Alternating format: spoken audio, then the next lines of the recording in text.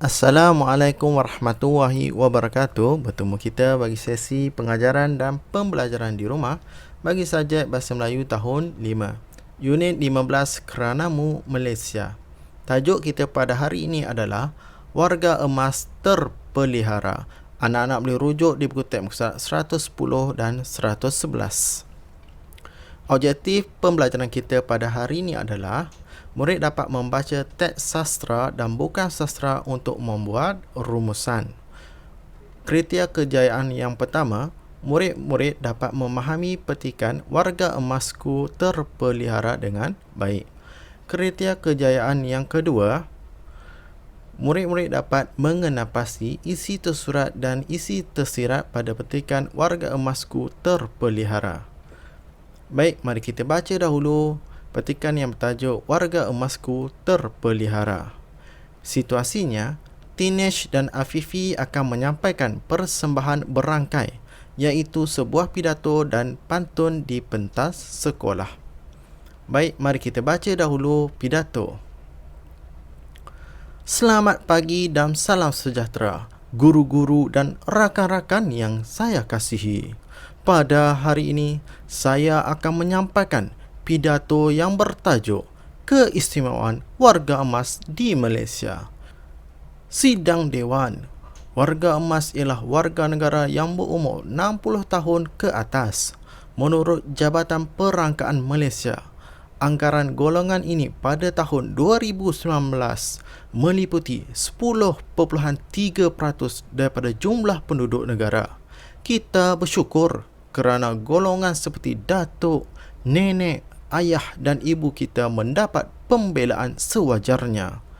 Warga hadirin yang saya hormati, kerajaan telah mengisytiharkan 1 Oktober pada setiap tahun sebagai Hari Warga Emas. Langkah ini sebagai satu pengiktirafan terhadap golongan tersebut dalam komuniti.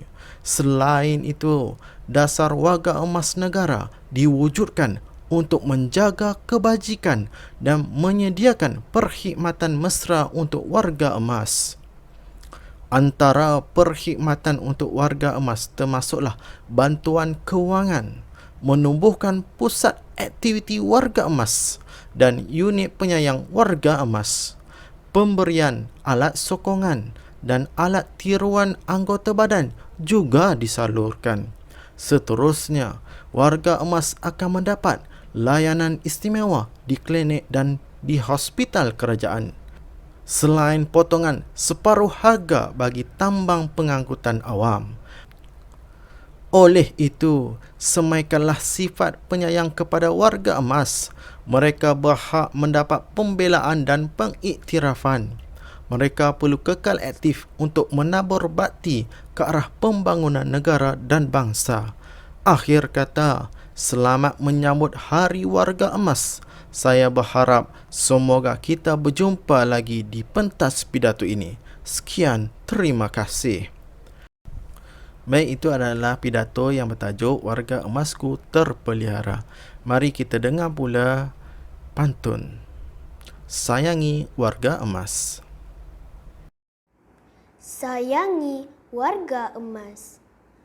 Pohon bidara di tanah rata, di atas guni buah kepayang. Marilah pelihara warga emas kita, hidup harmoni warga penyayang. Banyak semalu di kebun ciku, anak lada tumbuh mencelah. Persilakan dahulu warga emasku, kita yang muda biarlah berala. Muara langat nampak berbayang, indah muara berlabuh bahtera. Warga emas diingat dan disayang, hidup terpelihara negara sejahtera. Pucuk pegaga hijau di muara, dikutip saudara makan sedulang. Kebajikan warga, keutamaan negara, rakyat sejahtera makmur cemerlang. Baik, itu adalah pantun yang bertajuk Sayangi Warga Emas.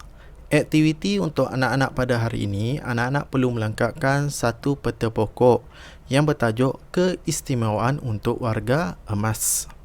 Jadi jawapannya anak-anak boleh berpandukan kepada pidato dan juga pantun yang telah pun kita dengar sebentar tadi.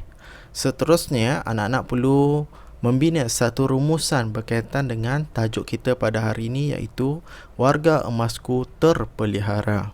Pada akhir video ini juga, cikgu sediakan panduan jawapan untuk anak-anak.